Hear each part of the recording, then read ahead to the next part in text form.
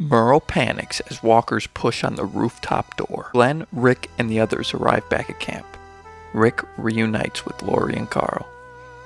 Lori and Rick reconnect. Rick gets his ring back. Confess! Rick tells Lori he's thinking of going back for Merle. Lori thinks this is a stupid idea. Just then, Carl is heard screaming in the distance. He is safe.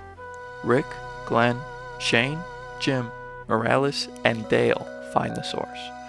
A walker eating a deer. They all hit it repeatedly until Dale cuts its head off. Daryl walks out of the forest, angry at the walker for eating his deer. He then puts down the zombie head and walks off back to camp to look for Merle. Rick tells Daryl where Merle is.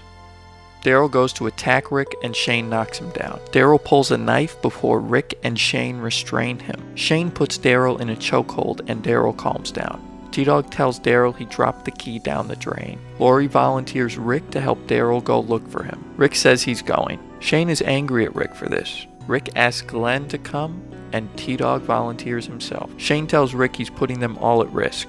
Rick tells Shane he left guns behind. Lori and Carl don't want Rick to leave, but they understand.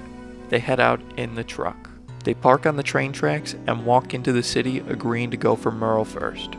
As Shane and Carl are frog catching, Lori comes up, ushering Carl off and getting mad at Shane, telling him not to look at her or speak to her or Carl. Shane told Lori Rick was dead. As Andrea, Amy, Carol, and Jackie do laundry, Ed walks up harassing them. Andrea stands up to him and he smacks Carol. Shane beats him badly.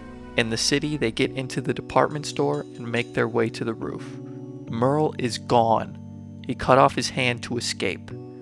Daryl cries aloud as we cut to black. I really like this episode. The reunion between Rick, Lori, and Carl is very powerful. Smirk Shane has on his face because he's happy to see his friend, but he knows what's been going on. Meeting Daryl and the little scuffle he gets into with Rick and Shane is a great sequence. The situation of seeing Ed as the abusive husband and seeing Shane beat him up, wow, wild. Getting to see a few new characters and having them have a couple extra scenes like Dale and Jim is nice.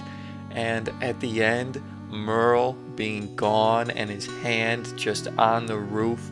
Absolutely crazy scene with Daryl yelping in the background.